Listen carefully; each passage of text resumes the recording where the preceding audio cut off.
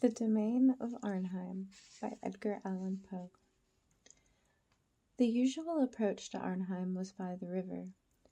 The visitor left the city early in the morning. During the forenoon, he passed between shores of a tranquil and domestic beauty, on which grazed innumerable sheep, their white fleeces spotting the vivid green of rolling meadows. By degrees, the idea of cultivation subsided into that of merely pastoral care. This slowly became merged in a sense of retirement, this again in a consciousness of solitude. As the evening approached, the channel grew more narrow, the banks more and more precipitous, and these latter were clothed in richness, more profuse and more somber foliage. The water increased in transparency. The stream took 1,000 turns, so that at no moment could its gleaming surface be seen for a greater distance than a furlong. At every instant, the vessel seemed imprisoned within an enchanted circle, having insuperable and impenetrable walls of foliage, a roof of ultramarine satin, and no floor.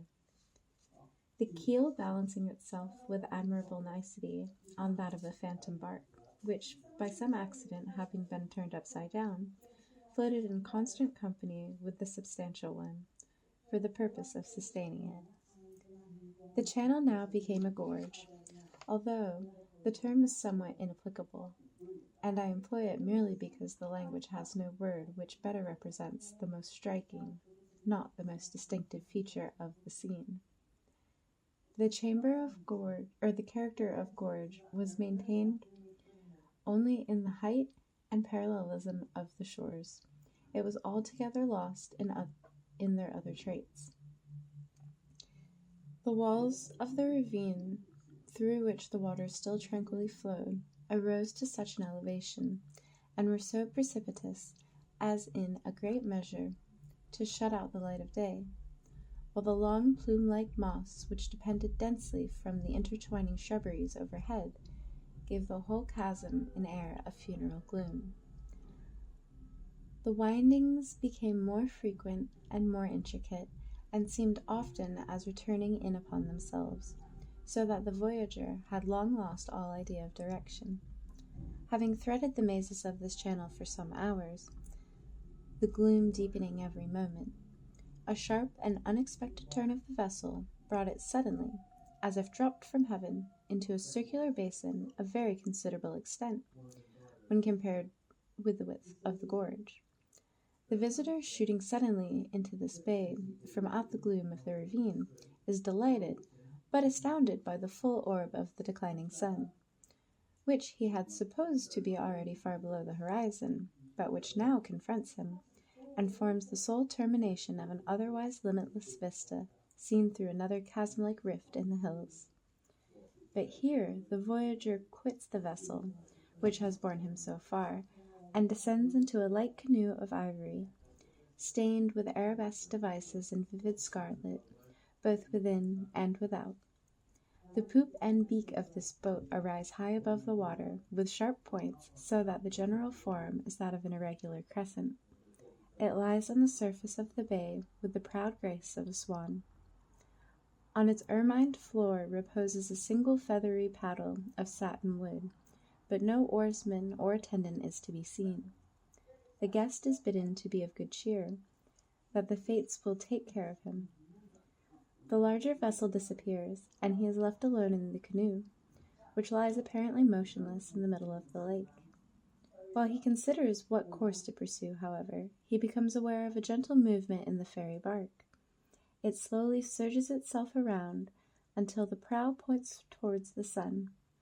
It advances with a gentle but gradually accelerated velocity, while the slight ripples it creates break about the ivory sides in divinest yet melancholy music.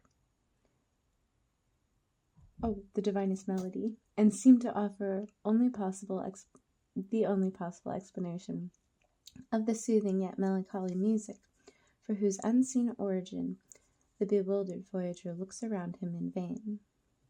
The canoe steadily proceeds, and the rocky gate at the vista is approached. so that its depths can be more distinctly seen. On drawing nearer to this, however, its chasm-like appearance vanishes. A new outlet from the bay is discovered to the left, in which direction the wall is also seen to sweep.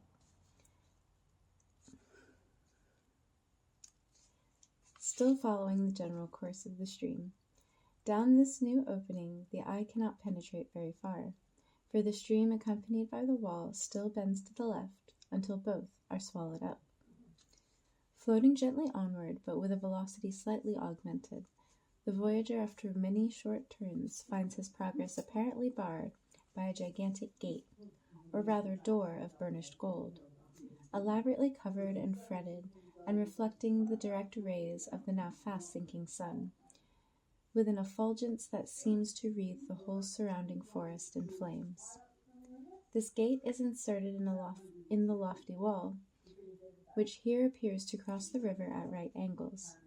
In a few moments, however, it is seen that the main body of the water still sweeps in a gentle and extensive curve to the left, the wall following it as before, while a stream of considerable volume, diverging from the principal one, makes its way with a slight ripple under the door, and is thus hidden from sight.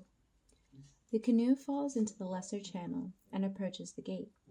Its ponderous wings are slowly and musically expanded. The boat glides between them and commences a rapid descent into a vast amphitheater, entirely begirt with purple mountains, whose bases are laved by a gleaming river throughout the whole extent of their circuit. Meantime, the whole paradise of Arnheim bursts upon the view. There is a gush of entrancing melody. There is an oppressive sense of strange sweet odor. There is a dreamlike intermingling to the eye of tall, slender eastern trees, bosky shrubberies, flocks of golden and crimson birds, lily-fringed lakes, meadows of violets, tulips, poppies, hyacinths, and tuberoses, long intertangled lines of silver streamlets, and uprising confusedly amid all a mass of semi-Gothic, semi-Saracenic architecture, sustaining itself as if by miracle in mid-air, glittering in the red sunlight with 100 aureoles, marinets, and pinnacles, and seeming the phantom handiwork conjointly of the sylphs, of the fairies, of the genii, and of the gnomes.